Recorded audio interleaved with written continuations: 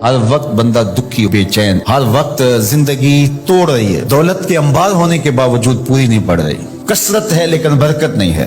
हर नेमत नसीब है लेकिन नेमत से तलज्जुज नसीब नहीं है। तो वो एक अजीब इस्तराब की जिंदगी, बेचैनी की जिंदगी, दुख भरी जिंदगी, मुसीबत में घिरी हुई जिंदगी, मसाइब आलाम के अंदर फंसी हुई जिंदगी।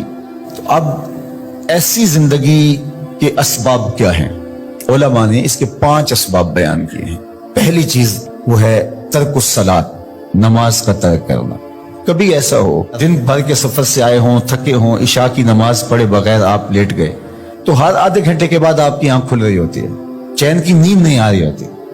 तो फिर आप कहते हैं अच्छा मैं पहले नमाज पढ़ लूं, और जब नमाज पढ़ लेते हैं तो फिर चैन की नींद आ जाती है। हालांकि आप तो सो गए, लेकिन वो किस चीज ने आपको उठा दिया और फिर आप उठ के बैठ गए। तो जब चैन की नींद नसीब नहीं है नमाज के बगैर, तो चैन की जिंदगी नसीब कैसे होगी?